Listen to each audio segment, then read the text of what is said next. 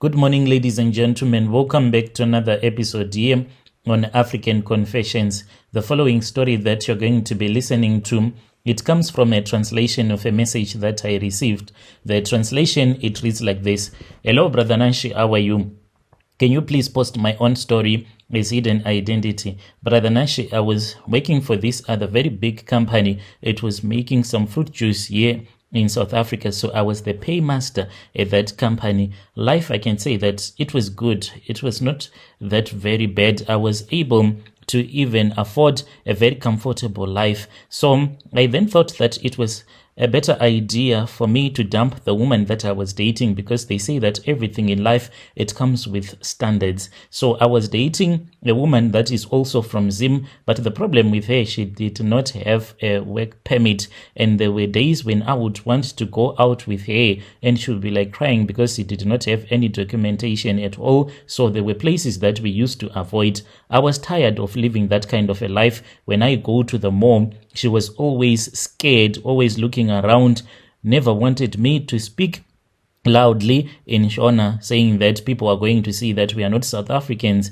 I did not mind people knowing that I was not a South African because I knew that my papers were okay. But as for her, she was always hiding behind clothes as well as the language, which I never even bothered to learn. And the situation for me, it was not okay. I then said that it was far much better for me to date a woman who was educated as I was. This was according to my mom, who told me that there is no reason for a man who is educated as you are to marry a woman who is dull and dumb, who never even reached her O level. What is he going to provide to you? And indeed, I saw that it was the truth. That was when I decided that it was far much better for me to dump that girl that I was dating. After I had dumped that woman that I was dating, I then started dating this other girl, a very well-educated girl, but I did not even realize that this was the mistake that I was making.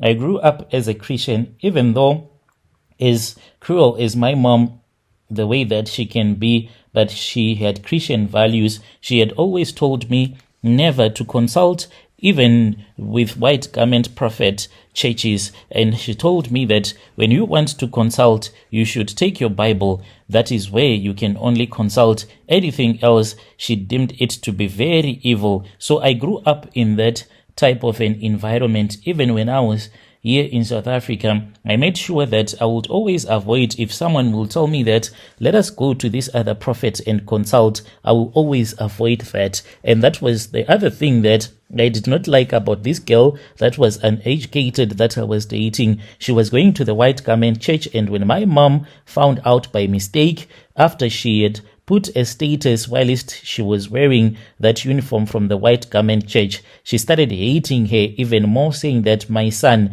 this is what is going to happen to you. This woman is going to teach you to worship another God, a God that you never knew, a God that your mother never taught you to worship. So I dumped her and I dated this girl that I had met who was well educated. So with time, I really fell in love with her. And the moment that I fell in love with her, that was when one day she came to my house for a sleepover. She then told me that it was very important for her to worship her ancestors. I was shocked when she told me that she wanted me to join her in a ceremony in which she was going to speak with her ancestors. She took out some powdered tobacco, an egg, and she said that I was supposed to take a dinner plate that had never been used before and place it in front of us as we sat cross-legged. She taught me, after she had given me some powdered tobacco, to speak with my own ancestors. And I said, I do not even know my ancestors. I have never spoken with my ancestors before. She said that it was quite easy. All that I had to say was that I am here, I am Steve, and I am the son of David. May you carry these prayers until my prayers reaches to my own ancestor, the one who created my bloodline. I am your son and I want to connect with you. She also taught me how to speak with the ancestors of the land where we were, saying that here I am a foreigner who came from a land that is quite far away. May you give us access to the good things of your land. May you help us so that we can become rich in your land. May you favor us. May you always protect us and guide us as we will be working in your land, even though we are foreigners from a land that is far away. That was the ritual that we did. Slowly but surely, I started to notice that my life was changing. Got a promotion at work, and after I had gotten that promotion, that was when I realized that indeed the things of the ancestors, they are quite real, and I loved the ancestors even more. I would buy some Chibuku traditional brewed beer, and I would go into the mountains and thank the gods of the ancestors in which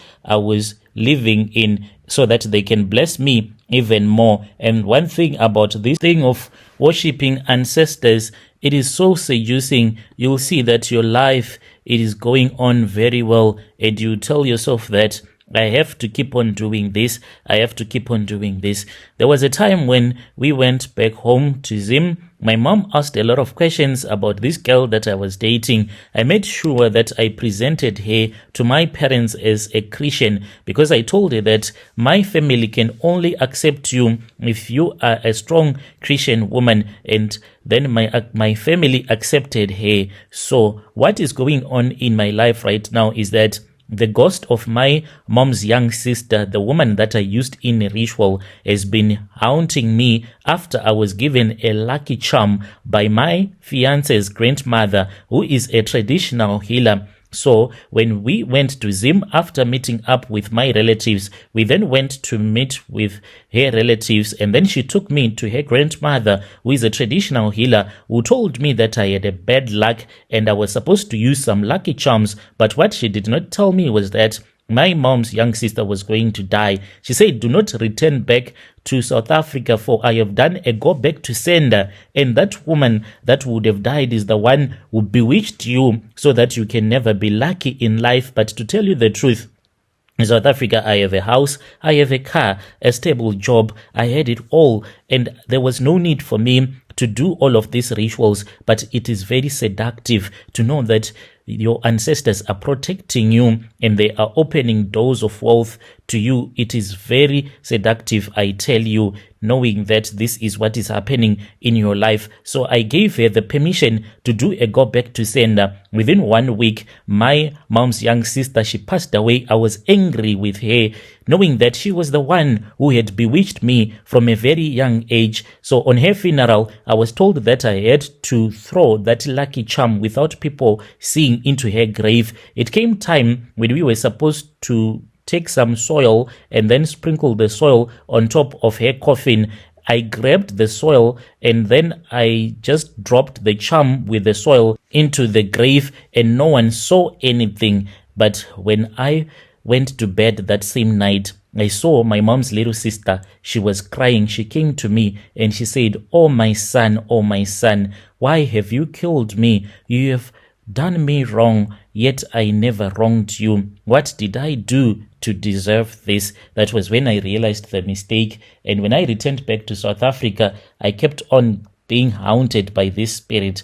I am someone who is always using charms, even go around with weed in my car because it chases away bad spirits. Even in my office, I always have a packet of weed in the drawer of my desk so that a spirit will not come and haunt me at work. I want someone who can assist me. I don't have a choice as for now, even a white garment prophet, if there is someone who can chase away this spirit, because as for my in-laws, they only assisted me so that I can communicate with my ancestors.